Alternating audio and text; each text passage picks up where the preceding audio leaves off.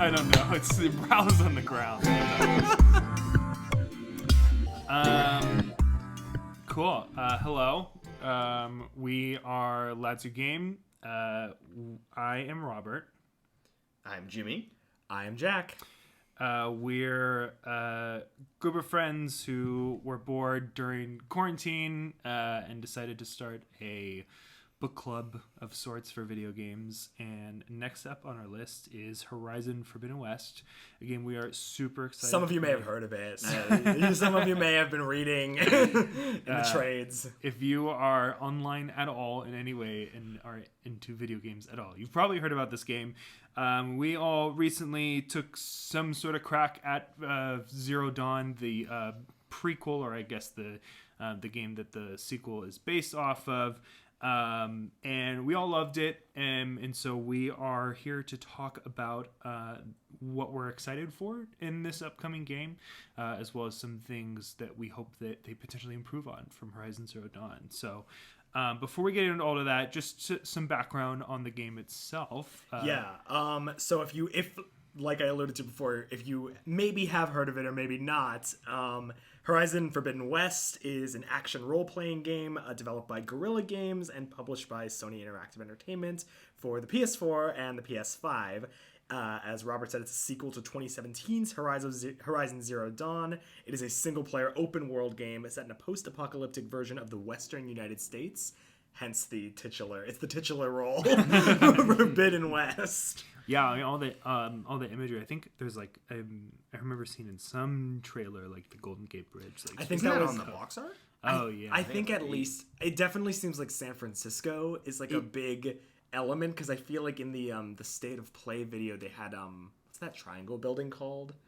You know what I'm talking about in San Francisco? Oh, the right. It's like a business something. That feels stupid, but yeah, it's like the Golden Gate Bridge. There's like that building from San Francisco. Like it seems like that's like a big city. I think I read that it was San Francisco, parts of California, Nevada, and probably, I guess, Washington. But I think it was those two for sure. Well, because I wonder. I mean, I don't know where it's going to pick up, but like, you know, essentially, it's I think alluded it's 6 months is what it said in the description of or like the review. I think it said it takes place 6 months after the events of the first game. Right. I mean, if we're going based off of Zero Dawn, you know, the game starts out and there's essentially a montage, and then a long time passes, like from Aloy's, you know, literal birth to like just say mild spoilers for Zero Dawn. Probably. Oh yeah, I guess. We won't go into the heavy details, but yeah. But you know, I'm wondering if like in Forbidden West there will be some sort of like traveling to the West element at the front. My guess would be that that's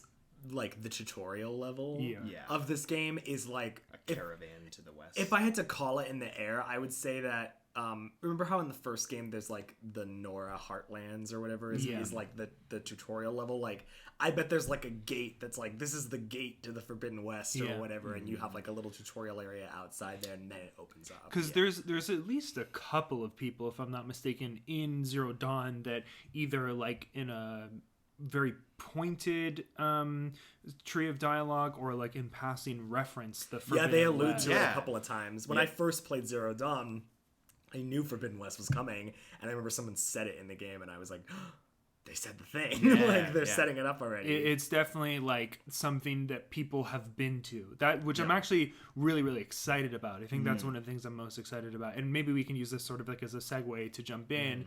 Narratively speaking, I think anyone who is interested in Zero Dawn or interested in Forbidden West, I mean, this is a game where narrative is like the king.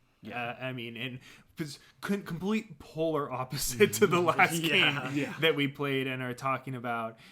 This is the game that if I could make the rational argument, which I'm not making, that the gameplay of Zero Dawn is like terrible, it would still be like a 3 out of 5 rating for me, just because the narrative is so good. And I think like perfectly emblematic of that is the fact that like some of the best narrative moments of Zero Dawn were spent with me literally sitting with Aloy standing still and my controller basically on my table as I was just listening to audio tracks and stuff, and not even playing the game, just listening to things. It's a really good movie. It's the best movie I've ever played. It's really very like striking to me that what is essentially optional bits of story from the audio files or text files, if you haven't played the game before, as you're sort of roaming the world of Zero Dawn, which is in Montana, right? It's Montana, Utah, and one other. It's like three Where's states. Yellowstone? Because that's like a big landmark in the DLC. Is like she's in Yellowstone, right? Here, I'll look it up. It's 3 states. I think it was 3 states in the first game, and it'll be 3 states in Forbidden West as well. Yeah. Where you're traveling multiple states, and that seems like I mean, listen, it definitely is not super realistic. It's not to 'cause- scale. Yeah, you're clearly. definitely like you can walk across that map in like a day. But I think it is. I think Jimmy's right. It's supposed to be multiple states. I read it as being like at like a corner of the 3 states, so you're just kind of in a piece of each rather it's like than the 4 corners. Yeah, Yeah. that makes sense. Yeah. Just for the sake of finishing that up, Zero Dawn is set in the states of Colorado and Utah, as well as northern parts of Arizona and small parts of Montana. Oh, that I see. Yeah. Oh, that makes sense. And then Forbidden West while I'm here. Yeah. Anyways, as you're roaming the world, you come across, using the very famous focus, which is how Aloy sort of like scans the world. You see little like text, text. What are they? There's like audio files, like holograms. There's Yeah. text blurbs. It's like dossier style. Like if you ever read a book like that it's like a collection of like documents. Yeah. A lot of the story, not main plots, but a lot of the supplementary like world building is told through these types of like files that you just sort of intermittently find, and I'm sure there'll be more of those. And I hope that there are more. I think what's funny is that like objectively the way they did it is not good. Because there's multiple times where like you will be given 4 or 5 audio files at once. it's a little quantity over quality. Yeah, and there were times, because I tested this out, where I was like, as I was saying a moment ago, just standing there listening to them, and I was like, oh, maybe I can like move while listening, and I'd move into a room, and then another character, Silas, would like come over the mic or the focus and start talking over the audio file, which all that sounds terrible, but it's so good what they're giving you that I actually didn't mind at all just standing there. So it's this weird thing where it's like, this is terrible design and how they like give you the story, but the story is so great that it makes me completely hand wave it. Well, like, off of that, maybe we should talk more directly about the things in Zero Dawn in general, narratively, that work and what doesn't maybe work, and how Forbidden West, what we're hoping Forbidden West will do to build on that. Well, yeah, that's kind of like in the same. It's similar to what I was like trying to say, which is that it's insane to me that these essentially optional pieces of story through either like the text files or the audio files or whatever are still so rich, and not only do they build on the story, which is incredible, but they like find a way to make it feel like if I didn't get this, I would still have had an amazing experience, and I don't think I would have like necessarily like missed anything. But they add like such like color to the story, and for like like diehards, you can really like have, and it almost feels like in a lot of ways like watching like the extended version of like Lord of the Rings or something like that, where like you didn't like necessarily need to do that, but it adds like such a nice. I will say that I will agree with you, Jimmy, in that I hope that Forbidden West there's maybe slightly fewer, or at least fewer in the same area, because one of the things that Zero Dawn does struggle with sometimes is that the lore dumps are big. Yeah. And they're amazing.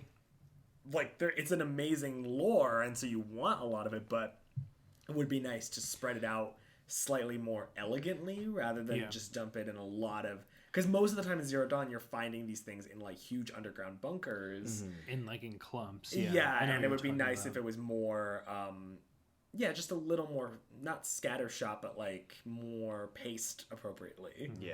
Agree so much, but again, like, isn't it crazy how good the story is that I don't think any of us really cared that much. Yeah. Like, it's so clunkily given to you, and yet it was so good that I didn't even mind. Well, till the end of the day. It doesn't detract from my experience, but it's one of those things that I'm like, I think I read a review that was saying that one of the reviewers' complaints about Zero Dawn was that some of the way the story is told is through a lot of like just listening through audio files and stuff, and it can be tedious at times, especially if you're in like a really, sometimes it's hard to force yourself to stop when you're in a really captivating section of gameplay to listen to all those things. You're like, oh, I'll come back to it later, but you never do. So well, that's actually why I'm really interested to see what Forbidden West does, because so much of, I mean, really, Zero Dawn, the main question of the game is, who is Aloy, right? Like, who is her mother? Who's it? She's the person you're following. And everything that you learn is about stuff that happened a long time ago, right? You're getting these bits and pieces about, I think it's like 800 years or something like that. I think it's even more than that. Potentially even more. Like, and so you're getting a lot of information like that. And so Forbidden West, I'm interested to hear, like, obviously you need to tie in some of the like loose ends in Zero Dawn, but the society or like civilization that you find in the Forbidden West, I'm really interested to see if it feels more of a like, here's the last like 50 years kind of thing, right? Like something a little bit more that wouldn't necessarily be told through these like text files, right? And it's like, oh, how has the Forbidden West been living, and like are there full civilizations there? Like, is the whole country like this? That's like a question that I don't know if they've answered to. Like, it'll be interesting to see if they pivot narratively to a more intimate story. Obviously, Zero Dawn has an intimate storyline in that, like you said, it's like at the center of it is a crisis of identity for Aloy, and that's very personal and very that's a smaller story, but it's coupled with this like larger question about why is the world the way it is, and how it's post-apocalyptic or post-apocalyptic. So there's that question running through, and I wonder if they'll try, I don't know which one I prefer actually, but I wonder if they'll try to do the same thing and have like a grand central mystery that also ties in with the intimate scale of Aloy's personal journey, or if they'll just go for one or the other, or if they'll do something else, like a third thing that I can't even think of. But I'm not even sure what I prefer. Well, what is the central question?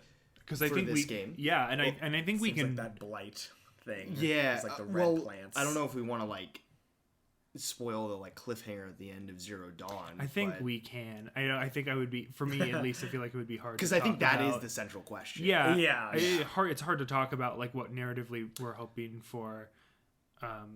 Spoiler alert if you don't want to. Yeah, if you've somehow stumbled upon this audio file and you're not interested, or you haven't played Zero Dawn yet, pause, go play Zero Dawn, and we'll see you in 60 hours. We'll see you in 60 hours. I think that the fundamental question, and correct me if I'm wrong on the details here, is who set off Hades, the AI, to kind of go rogue, right? Wasn't that that seems like what's happening, right? Well, because Silence says something to that effect, right? You were saying he says like, take me to your master, basically. Like you have a lot more to tell me. A lot more explaining to do. Okay. And so to your point, Jack, about the story and like what do you prefer and what are you hoping it focuses on?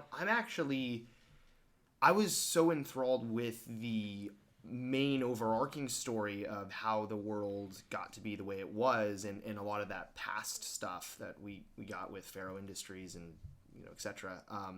That I'm still mainly interested in that story. I want to know about Hades. I'm actually, I guess if there was one concern or something that I'm like worried about with the story of Forbidden West, is I would be less interested and less satisfied, I think, I mean, remains to be seen, if the story was more about like, oh, there's just a bad group in the Forbidden West. Right, it just becomes like a storyline about like tribalism. And, right. I think like that would be so, because that's what's so wonderful about the Zero Dawn stories. It's so complex and so like ambitious. And so I think if they were to tone it down to just a simple, there's a bad group that's hurting people and Aloy is going to save the day in the Forbidden West, I would be, at least on face value, based on how I feel right now, I'd be super uninterested in that. My only worry, and I say this in a super abstract way because, again, they could pull it off.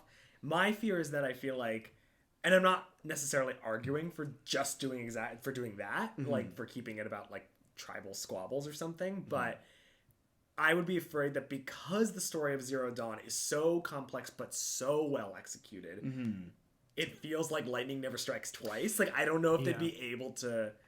And that's not to sound like shady to Guerrilla or anybody who Sure. works in these games. It's just so hard to top that, you know? And I would be afraid of them being like, we're going to try to like replicate the story beats of the first game by kind of I don't want them to convolute or contrive a central mystery just because they feel like they need a central mystery. Well, and again, I completely agree with that. And Yeah. I also am a little nervous because as much as I want to continue the cliffhanger from the first game, my dumb brain, the only thing I can think of is there's an evil person out there that wants to control Hades, and that's pretty boring at face value. Like, if there's not going to be a villain that connects to that, like, Aloy and Lisbeth story, and I don't know how there would be, honestly. I think that would be. I guess what I'm saying is, I guess I'm nervous about this narrative. No, That's been my concern from the beginning. I don't know where they actually can go. I actually think that the fact that they had built in that cliffhanger to me means they have at least been planning it since the beginning, right? God, I sure hope so. And, well, and I mean, they very carefully left out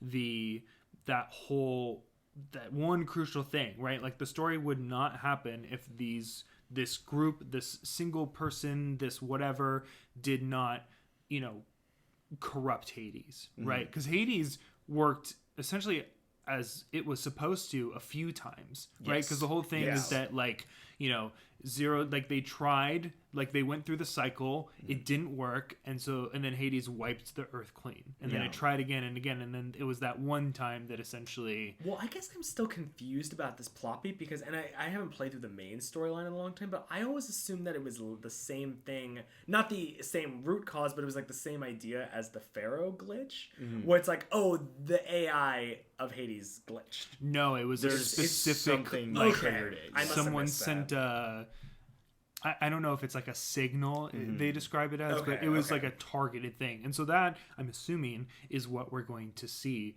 in the Forbidden West. And how could it possibly be anything other than someone who was in the time before Zero Dawn, right? Like, how would someone have developed technology so advanced? Well, Silence is pretty with it. Like, he and Aloy now is too. Like, she's They're pretty with it. aware of how the technology works. If I had to take a guess, I feel like Pharaoh is still a part of this somehow. Ted Pharaoh. Even Yeah. the Shadow Karja, or no, the Eclipse, Yeah. they have focuses, right. and they all know how to work it. Right. I guess I mean, like, they have the technology and they know how to utilize it as it stands right now, but the complexity of knowing, I don't think there's many people that know what is happening with Gaia, right? Like, No, totally, yeah. there's probably like two people, right? Like, that. Got to be one of them. Yeah. Let's find those two people. And so my thought is that or my thinking as like a guess is that someone in the Before Zero Dawn had maybe baked in something that allows that to allowed that to happen. I the more we're talking about it, the more if I was gonna take a guess, I think that, like, probably Ted Pharaoh continuing that idea of, like, not wanting to ever be found out as a major screw up, probably, like, again, did something to bake in a kill switch no matter what, or found a way to preserve his, like, consciousness or whatever. Ooh, that's creepy. Yeah, and I'm, like, waiting to see, like, a frozen head somewhere. And I think that he was the one that, like, tried to prematurely trigger Hades this last go around because, again, he's like, oh, I don't want anyone to uncover the secrets or whatever. Interesting. Which, again, I'm not saying that sounds super interesting, but that, I don't know, that's my guess. That, if I had to make a Something I'm prediction. curious about is that in Zero Dawn, everything, I mean, they make sense because it's a game, but, like, everything is very centralized around what is relatively, like, a small part of, like, the world in the game that we're playing. So, like, the birthing, like, headquarters or whatever that's the called, cradle, the chambers or whatever cradle they're called. where essentially really all humans are. Well, I think there's multiple. I think there's a bunch because I think that when they talk about the Zero Dawn project, they talk about, like, there's, like, with the Minerva towers, there's, like, they're all over the world, and, like, there's it's not like, I think really the only funny coincidence to me is that the Pharaoh Industries tower and the Zero Dawn bunker where all the scientists are working is in, like, Montana.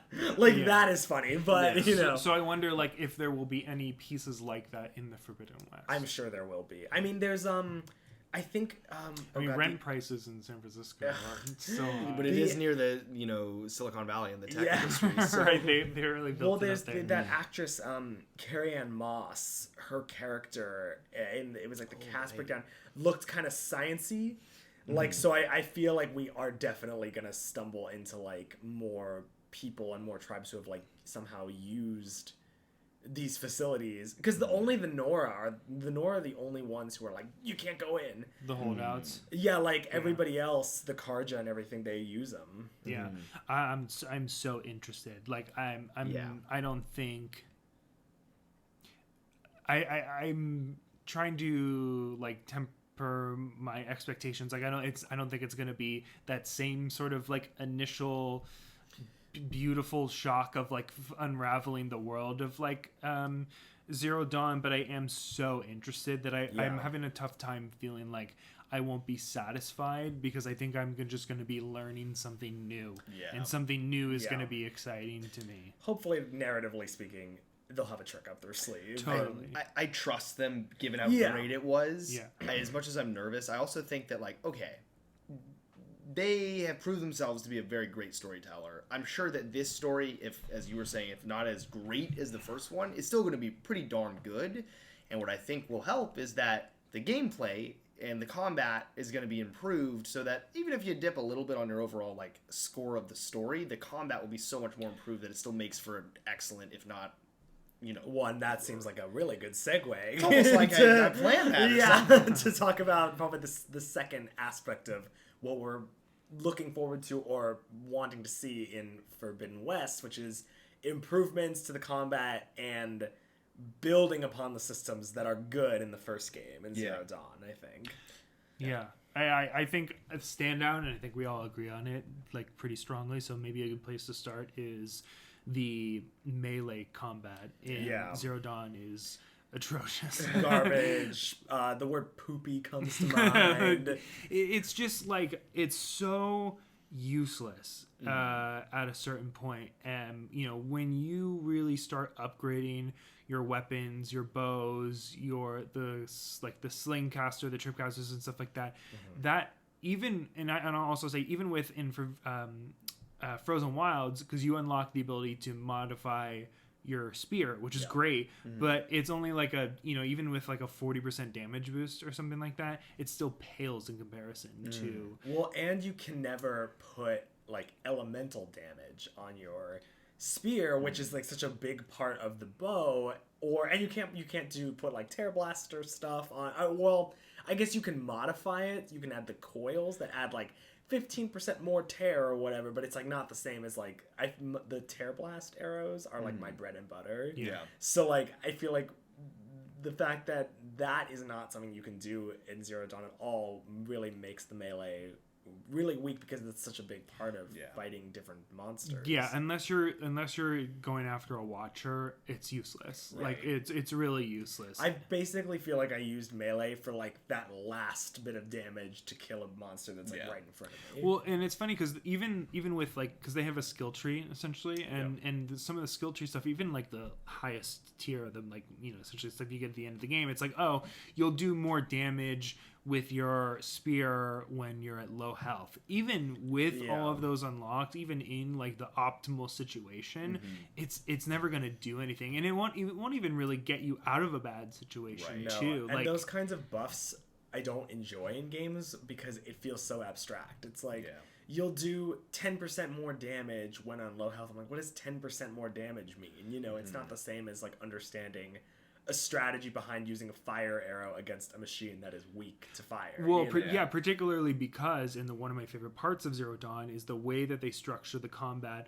of the machines, which is that like if you are only shooting regular arrows at just like some random part on the body, it's not going to work for you. Like you're not, it's going to take you forever. And so having those different like parts of the bodies and the machines that are weak to certain elements and stuff like that is really unique. It's like almost like a math problem in some ways. It's complex, and maybe even to the point of being like not fun, but like I enjoy it quite a bit. But with, like you said, like with the spear, you can't do anything with that. It's just it does one, it's linear, it just you hit and it doesn't do a lot of damage. Sorry, I don't mean to cut you off. But really the only thing it's useful for is overriding, which is not like a combat mechanic. Right, it's or like stealth kills or whatever. That's only you can only do the overriding basically in stealth. I love the stealth ones though, because unless it's like a watcher or maybe like a like the scrapper, I think it is, the stealth kill barely touches them. Yeah, so like you stealth and like, oh, you're dead because you're too close to them. Right. Yeah. I would say as well that the melee, and this isn't very tangible a comment, but like for me, I'm very sensitive to the way that games feel when you're hitting enemies and stuff. And actually, to bring it home to a point that I think you agree with, that's your issue with Skyrim, right? Is the melee combat is like weird. Yeah. I've heard people complain, and I know exactly what they're talking about. Just so happens to not bother me in that game, but I know that in Skyrim, when you're hitting enemies, they don't react to you. Right, yeah. So I bring that up just to say that it feels kind of weird, and the feeling of melee in this game never was very fun or satisfying. And I'm happy because, at least in the IGN review, the commentator on that specifically mentioned that there's like a really satisfying like crunch feel with the melee weapons, which I think, as small as that is, I think might go a long way with me. Well, what I actually really like in Zero Dawn is I think the sound design of that game is impeccable. Like the sound of the little crinkling of the machine bits when you hit someone is really nice, but it doesn't match the mechanic. And I think they actually have a really smooth I don't know. I don't design video games, so it's a really smooth animation in the way that you sort of like sweep with the thing. Yeah. But the problem is that it feels like they built something and there's really no variance to it. So like if you're looking in a different direction, sometimes it does that thing where it like pivots you in a weird way that's like unrealistic, and you like swipe at it and then you may even miss it because you don't really have a lot of control after you press the trigger to start the thing. It's not like you can like as you can see right now, I'm waving my hands, like you can't move it, right? Like you press the button and then hope for the best, essentially. And so, well, in general too, the melee combat feels very heavy, which I never like in a video game. Like we talked about this with Red Dead 1 and 2, is that they both feel really heavy when you walk. Perfect games, by the way. Perfect games, but yes, they it looks, and it was one of my complaints too in Zero Dawn, is that when you get knocked over, it takes forever to get back up, and it's like by the time Aloy gets back up, there's often, if you're in a pack, it's very easy for another machine to get at you, and it feels like what I've been seeing between the melee and the sort of response time or the recovery time, it looks a lot more fluid and a lot more light and a little more fancy footwork going on, which I think is always more fun in a video game, is when it feels like, oh, I'm like darting around and sort of have that like freedom of movement in a way that feels sort of super heroic. I agree quite a bit, and I think that like something that I'm really looking forward to with the Melee and Forbidden West from what I've seen so far is the not only having the spear be a tool of Melee, but the other various things that they've introduced. They have the spear throwing in this one. That seems like it's going to be huge. Yeah. Like that is like a really cool idea and like a fun twist on range that's not just your bow and arrow. Yeah, like the idea of something that's like a little heavier that can do a little bit more damage than arrow, and also like the way that they structure. I think I saw a clip in something where you essentially push yourself off of an enemy, like after hitting them, like just anything to like really cool. That's a really cool example. Oh yeah, I read about that mechanic. It's like you can charge that ability up to sort of springboard off of them, and then like a target appears on them, and if you can shoot that target with the arrow, it's like an extra damage basically. It's reminding me of like the Spider-Man game for the PlayStation 4, which has does a really good job of making you look cool. Yeah. Fallen Order is another really good example of this. I think like it's really hard when a combat system doesn't make you look cool, right? I think that There's a mischievous cat afoot. there's a mischievous cat afoot indeed. Oh. What do you think, Twilight? We'll post a pic of Twilight to the gram, right? Yes, absolutely. I think that even as I'm describing it, like the Spider-Man or the Fallen Order, where it's like very like combo heavy, and it's like you Yeah. press the button, but your person does a lot of cool things. Like that's great. I mean, I'm playing a video game because I want to look cool or whatever. Even in Zero Dawn, I really like the elemental thing, but it's never like cool looking because you're always just doing the same thing. Right, You're it's shooting an repetitive, arrow, yeah. basically. It's satisfying maybe from like a mechanical perspective, but it's never like cool. And everything I've seen about Forbidden West looks like cool. Looks really cool. They have that Valor mechanic as Yeah. well, the Valor Charge or something like that. Oh yeah. Which seems interesting. I actually didn't realize this until recently, but it looks like you press the button and then Aloy like whips out some face paint real quick Yeah, or it's something. like It's a- like a full. sounds cool. She It's goes like like a super. Smash Ultimate. Yeah, she goes Super Saiyan for a second. Any and- game that has like a mechanic where it's like your Smash Ultimate, your Super Saiyan, you know, it's such a cool thing. I just like anything that gives you more creativity in the combat, Yeah. where it doesn't feel so rigid. In fact, the best part of a terrible game, God of War 2018, was I thought when you could, as Kratos, go into like rage mode or whatever. Yeah, that was that was fun. over super fun. Yeah, I think that What- they oh, have sorry, done go ahead. enough. From what I've seen so far, it looks like they've done enough with the combat to improve it. I think that the game just looks so beautiful graphically that Yeah. like that alone is gonna help with it, because you're, to your point, Robert, like you're gonna look really cool and it's gonna look very visually stunning. One with the shield Fighting. wing, the glider Oh, thing. yeah, I forgot about the shield. You know, thing, that's yeah. gonna, and then the Polecaster too. There's a lot more mobility, Yeah. which I think is gonna be really fun in the combat. And because of the shield wing and everything, it'll be like a great. What I've heard from the reviews of this game is that it's like jumping off the mountains and gliding. It's like Breath of the Wild, Yeah. which is like beautiful scenery that you get to glide through. Well, So- I'm also assuming that there's going to be a way to override flying machines too. oh, they're better. Oh, that pterodactyl thing looks like it's her pet. Yeah. so- yeah. It's in the box art as well, so.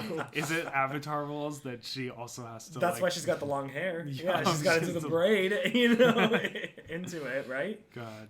Yeah, I am very excited for all that. Graphical upgrades, I think, are sort of expected, and we've as lads talked about this a lot, where we feel like we haven't really played a lot of like next gen games. Like Ratchet and Clank stands out.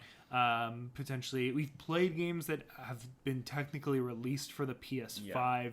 But none that feel like they've really grasped This like wasn't the all potential. of us, but Returnal did feel next gen.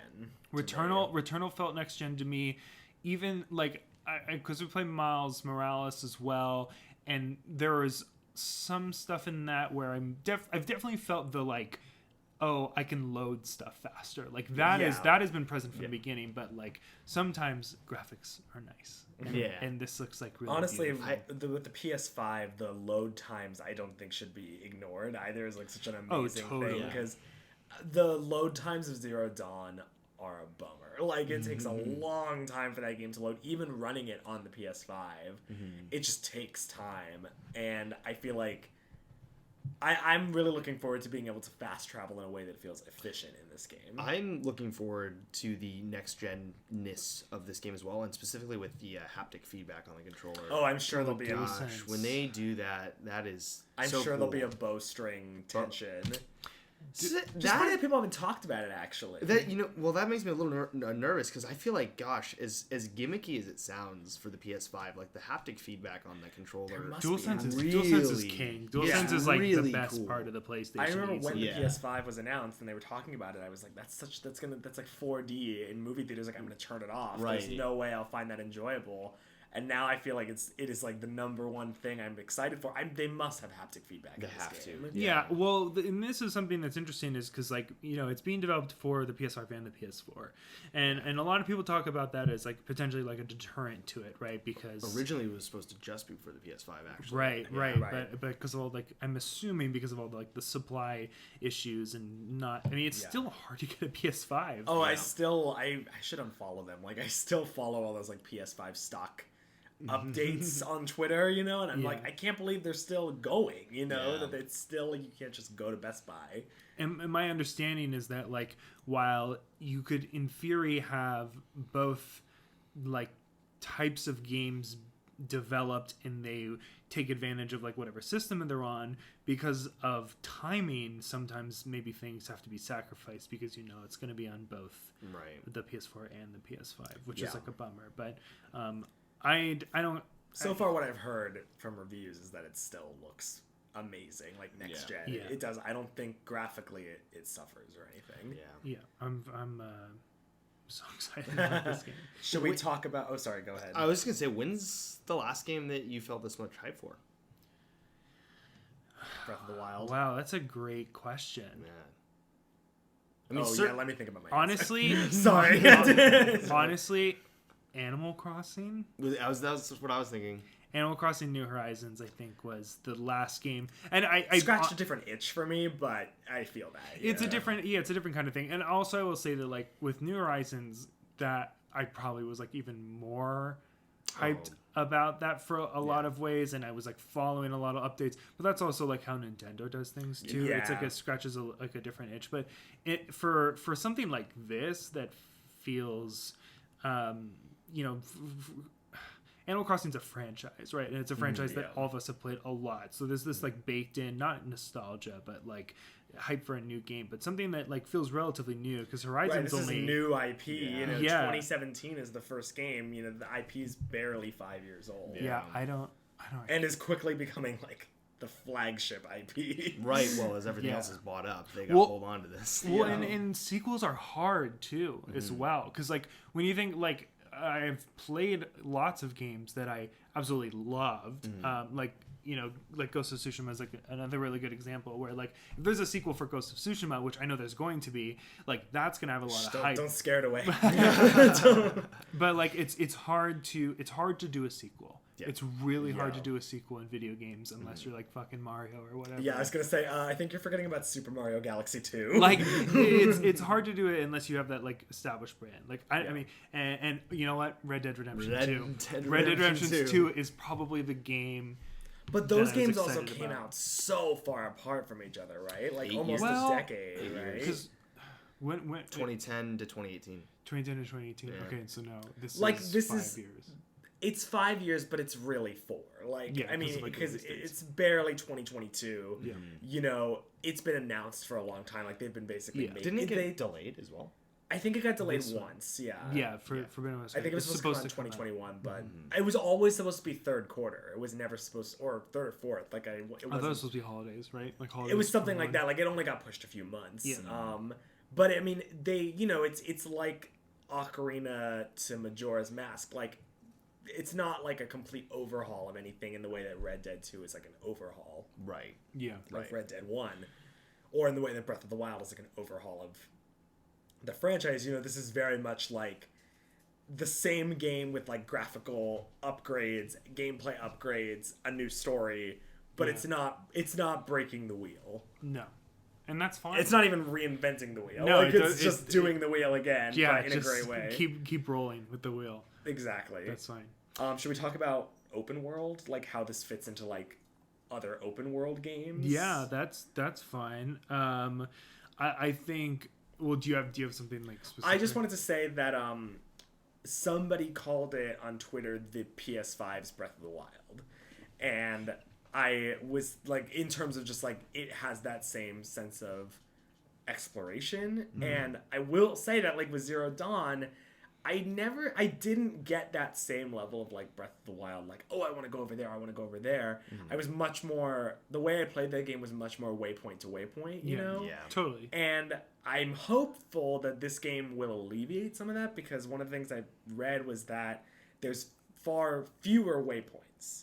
Like, obviously, main quest, all that good stuff, you know, but it's not like you're looking up at your little mini map and seeing like 1,000 different, you know, toggleable icons to explore. It's like a little more quality over quantity, and I'm hoping that will help with the sense of like me being invested in actually exploring these places in more detail rather than just singling out what I want to do specifically before I even get there and just following the- directions. Oh, that's interesting. Most of the waypoints in Zero Dawn were just location for beasts. Yeah. Like mechanical Yeah, beasts. that, I felt that it made me less interested in just walking around because it's like there's so much that Yeah. I just have to narrow my vision a little bit to get from point A to point B. Otherwise, I'm like overwhelmed. Well, it's like one of those things, and it's really unavoidable. But like once you when you get the tall neck, you can do anything, right? Like in that specific, Yeah. it unlocks everything. And I honestly, I like that, and I think that that's like it makes it less exploratory than something like Breath of the Wild. But sometimes that is super overwhelming for me, and like I think Yeah. that Horizon.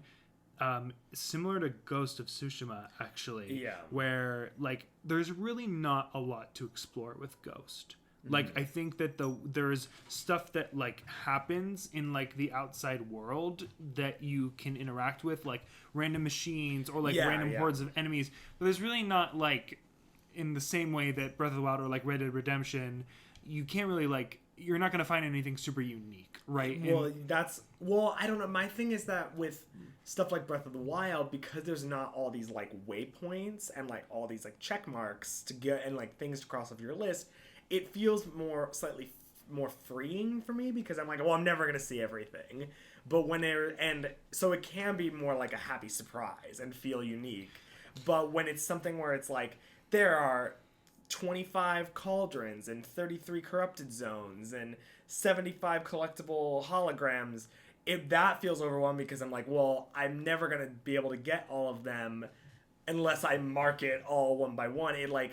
But it makes me feel like I have to, like I should be trying to get all of them. I see what you mean. So I just hope that they dial it back a little bit and it's more an exercise in feeling a little more like, oh, just admire, just stop and smell the roses rather than like feeling compelled to go collect collectibles. Well, this, from what I've read and seen with this game, not that this is like groundbreaking by any means, but it seems like there are some random events in this Yeah. game, which there were not random events in Zero Dawn. Not really, no. Which is shocking for an open world game. in 2017. Occasionally I- you'd come across like a human fighting a monster or a machine or True. something, but Or like a bandit or something. but that was the full scope. This Is was it technically an open world game? What, this game? 100%. Forbidden West? Or? Forbidden Zero Dawn. Like, I think would it be 100%. considered? Oh Because yeah, you can go anywhere. Yeah, it's got to be open world. It's Yeah. not. It's not linear. Like it's Yeah. not level based. The other thing that's super critical to open world games that very few get right, Breath of the Wild gets perfectly right, Red Dead Redemption gets perfectly right, is giving you a justifiable reason to explore. Because that's one thing, and now I should say as well, I played Zero Dawn super, eyes on the prize, like I'm going in for the main story, that's it. Didn't play any side quests, went point to point, fast traveled every single opportunity Right. I got. So I didn't do it like the right way per se. That being said, as I got into that story, I cannot imagine like justifying why Aloy would go look for you could find mugs, right? That were like a little Easter egg thing. Like why would she do that when she has these pressing questions? And in fact, not to get into it too much, but one of the like kind of weird things at the end of Zero Dawn, as I was just going headfirst into the main story, is at a certain point there is a pseudo side quest with Erend, yeah, that I was ignoring, in one because I didn't care, and two because I was like, well, I'm on the main story quest and that's what I'm interested in. It doesn't make any sense to do the Erend thing and help him with his But sister. it is main quest. And I yeah. literally got to the end and they're like, Aaron won't help you until you find his sister. And I'm Yeah. like, what? And so I went and did that. And like, I could see as I was doing that side quest, I'm like, oh, this would have made a lot more sense narratively if I Yeah. did this earlier. Oh yeah, I really liked that side. I think I'm not It's weird fully- that they. It would be weird at the end. I did it at the very end. Yeah, that's and it. like it literally Aloy says when she gets to Aaron is like, by the way, Aaron, I have something very important to talk to you about after this. And it's like the world's gonna end in 2 seconds. Yeah. Well, I've heard that the side quests in this game are more narratively driven, which I'm happy Yeah. about. I mean, honestly, the weird thing about that is that the errand it's not a side quest. Like, it is just I'm main not- quest, but it's weird that it lets you believe it to be side quest for so long. You know what though? To be fair, I did look on the quest tree, and it categorized it as a main quest, Oh, and I was sitting there thinking like, when are they gonna make me do this? Yeah. And they made me do it at the end. And it was kind of lame, but I also Yeah. am not fully blaming that because I also wasn't playing the game properly. Yeah, well, So yeah, I'm not you played criticizing it in a it. different kind of way. Yeah, definitely not criticizing it. But anyway, all this to say that I am hopeful that this open world is a bit richer. Like doesn't feel empty, because that is kind of another pitfall with open world sometimes, is it feels empty and not worth exploring. It looks like they're gonna do that great. When I felt like Zero Dawn was too cluttered. Like, Well, I was like, but I see, could use some I empty think Zero space. Dawn is I- actually really empty. I agree with you. I think that it's cluttered with the beast zones, but that's Well, not anything to empty. find. Yes, sorry. It's Yeah. empty in quality. Like the missions are nothing that is offered to you is super enriching. Yeah. However, it's like weird. It's like this weird sensation of claustrophobia, and also there's nothing. You know, Yeah. it's everything and nothing. Yeah, at I once. actually- my go-to phrase to make me sound smart is that I want environmental storytelling. Yeah. And Well- Skyrim does it great. The Red Dead series does it great, and I want to be love that. drawn in organically. You know, I want it to be. I don't want to. I hate walking. Like, even the Meridian in Zero Dawn is such a cool settlement. I hate walking into a city and there's like my map lights up with like 30 green exclamation points for side quests. I'm like, oh my god, well, where the fuck do I start? You know, it's like it's much more engaging if it's like, oh, you sort of accidentally stumble. Oh, I'm on a side quest now. You know, it's Yeah. not just like go to this person, go to that person, etc. Well, that's it, and then because I think the critique I have of Ghost of Tsushima is that it's like there is nothing. I think mostly Yeah, in the world, but it's beautiful to look at. So I love riding through, but I would never Yeah. really like run into something. Zero Dawn's really interesting because I think it's equally beautiful in a lot of ways. It's stylized a little bit differently, but I think it's very, very well designed, and I love walking and exploring the world, but I found myself very rarely doing that, especially like after that opening, because of how many machines were there. Yeah, And the I don't- corrupted zones are weird and Zero Dawn And at they a certain- block progress. Yeah, and at a certain point, I had all of the resources I could possibly imagine. I didn't need to like gather any resources or anything like that. I could kill them really easily, but it still takes time, and so I never wanted to like a combat encounter. I was always like, I don't really feel like doing this. I'm gonna fast travel. So like spreading that out a little bit more would, sort of make it more. There is a fun in interesting. walking around an open world, and it's like I'm not constantly being bombarded by a side quest, a random event. It's like I'm just in the nature. I'm just in the environment. I like to have space in between missions and what have you to just appreciate, and just sort of feel immersed. It's sort of what you always say about things like Fallout, where it's like I like to pretend like I'm on an adventure and like I'm sort of in that travel time, like you gotta have peaks and valleys. It can't just be next thing. Yeah.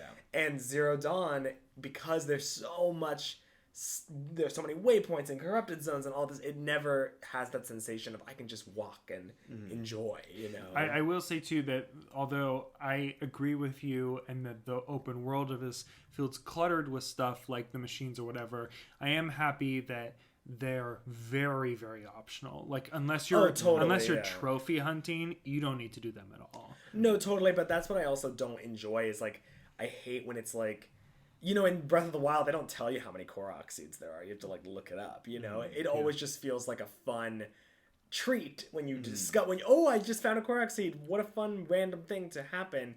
Whereas when it's something like Zero Dawn, where it's like there are 75 holograms to collect in this area, it's like oh god, now I feel like I'm too conscious of the fact that I'm not doing a completionist run. I just want to enjoy. I don't know if I've ever maybe I've mentioned this before, but I feel like a lot of time because I don't like notifications on stuff. Like I don't like seeing like a notification on my phone. Like I like to clear everything. And with Zero Dawn, there's so many text files. They're always the little like blip on the thing, and like scrolling through those I hate that. like. Oh. Here's a message to all game developers out there. Everything needs a clear all button. Why the fuck don't you have a clear all button? Because I've on heard them now. all before. Yeah. Come on, Gorilla, get it together. Actually, delay the game. Make sure. That yeah, I'm canceling. If you tell me now you don't have a clear all.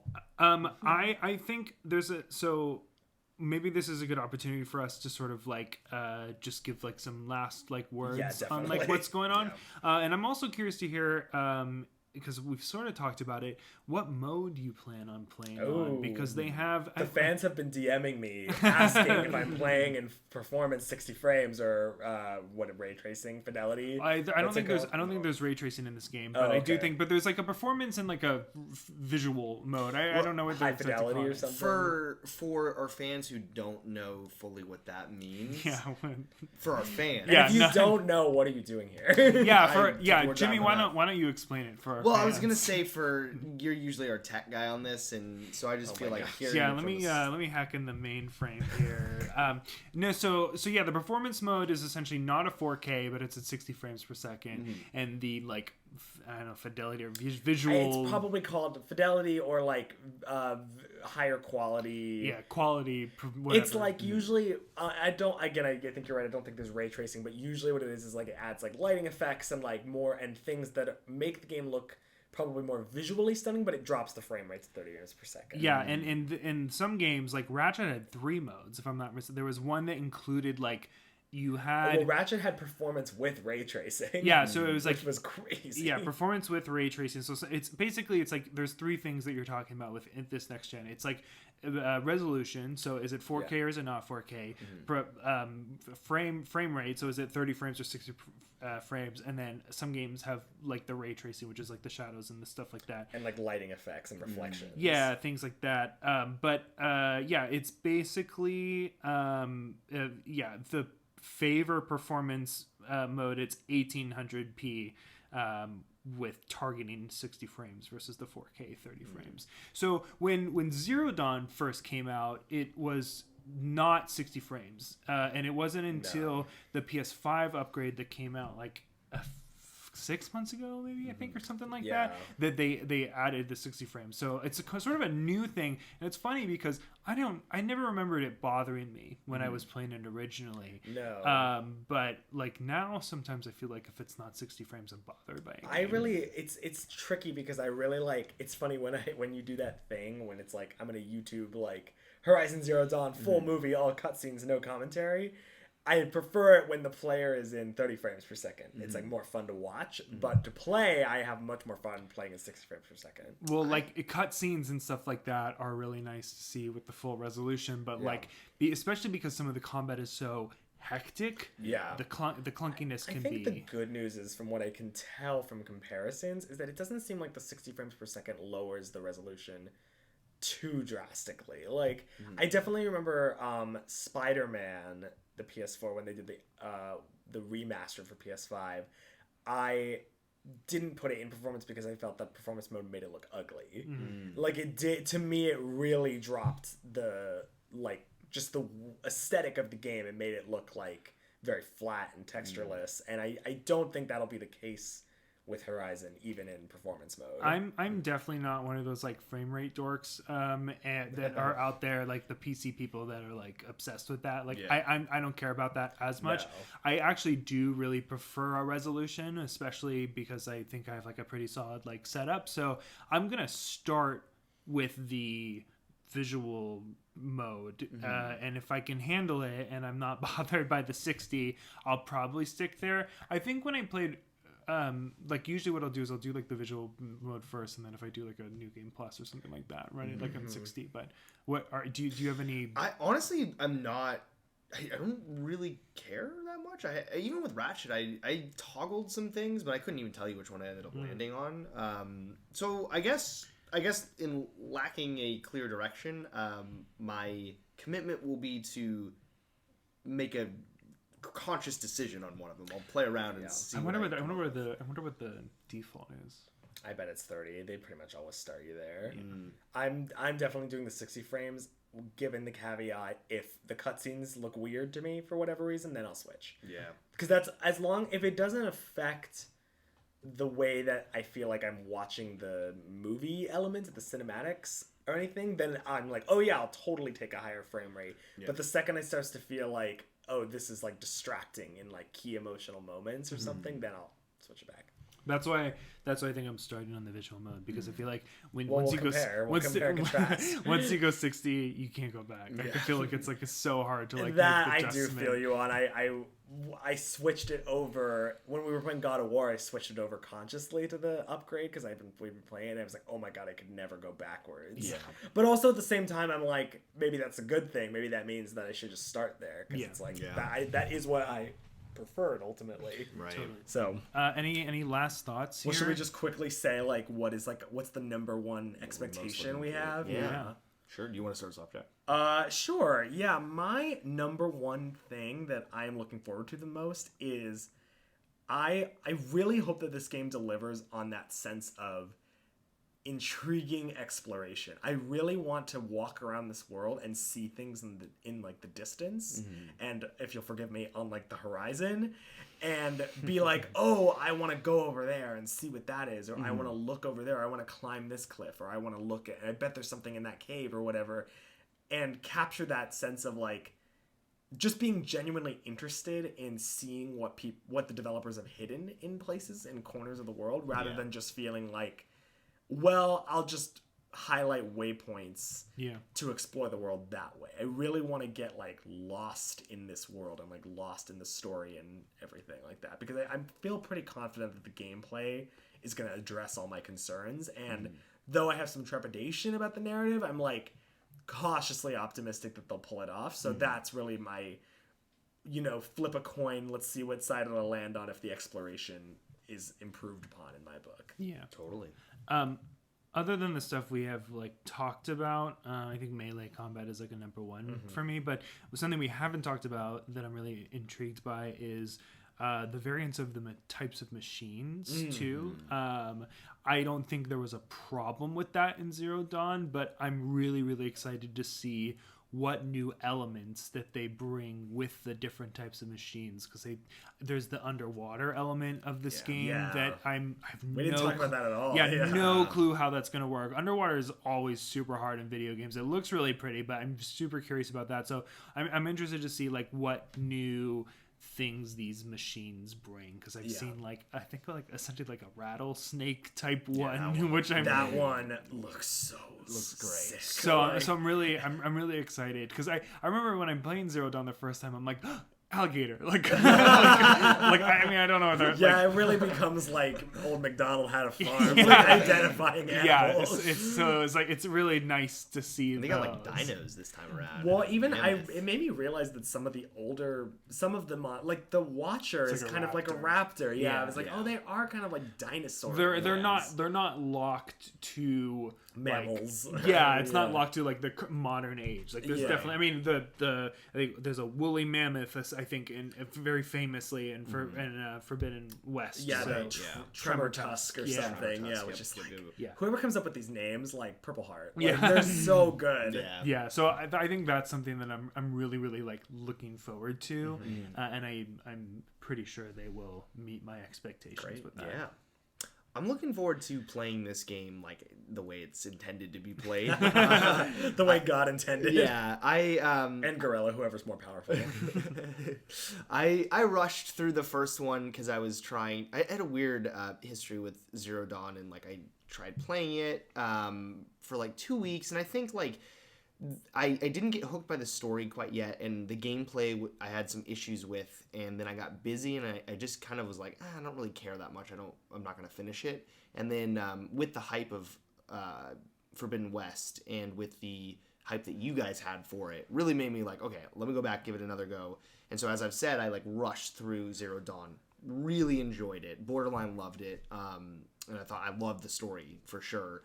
And so I'm excited to play this game and just go slow, get to do those side quests, get to do the exploring and stuff, and just play it like a normal human being. I think that'll be really great. Do you know how many hours you had in the first one? I don't. When we're hop off, I'll check, because I am curious actually. They said that everyone's been saying this one's longer, significantly. Great. I love that. Love that, I mean, yeah. I put a lot of hours in Horizon, and I know. I haven't even really thought about that, because even this last playthrough I rushed through, but like, it was so much fun going slow through this world, and I really cannot wait to do that. And it's been a very long time since I've done that. No, it's stupid. Like, don't hit me across the table, but like I would finish a main quest and then fast travel to the next one and immediately start it. I have definitely done that. I with think this that's game, my thing is that if there doesn't feel like there's an incentive in Zero Dawn to take the long way around, Yeah. you know, it's like Yeah. there isn't anything in between that you're gonna bump into that's unexpected. It's, you know what, that's what it is. The reason I don't like the tons of waypoints is because there's nothing unexpected. Even if you take the long way around, the map just tells you What there's you're a going to. corrupted zone here, there's this type of beast here. There's nothing that's going to surprise you, and that is boring, you know. Yeah. And so I totally get the incentive to just fast travel, Yeah. Yeah. and I hope that this game alleviates that at least a little bit. Yeah. I really think it will. It looks Sure really hope so. good. I heard there's a way to turn off the like waypoints. I think you could do that in the first game too. Oh, if you really? Go, if you Oh, go into okay. the settings, you can like adjust like, Oh, the man, well, HUD or whatever. God, I should have done that. I always have a house rule when I play Bethesda open worlds, Skyrim and Fallout, of not fast traveling, and like even if I'm doing a particular quest line, like I will walk across that map because there is so much to do and so many fun holes to stumble upon and you know kill 30 to 90 minutes doing a side I thing. usually explore until it's fully unlocked, and then I allow myself to like Maybe I'll fast travel. fuck around and turn off the HUD Ooh, just from the very beginning. that's Whoa. interesting. Get back to my roots as an explorer. True explorer. Yeah, Cool. Lewis and Clark shit. All right, well, thank you for listening to our millions of fans. If all goes well, potentially you'll either directly transition into our full review of Forbidden West right now, or at the very least, please, watch the full review that will be I feel posted like separately. this might have to be separate. We'll see. But Yeah. anyways, thanks for listening, and hope See you in a month. Yeah, hope, Yes. hope you all have as much fun playing Forbidden West as I think we will. Yeah.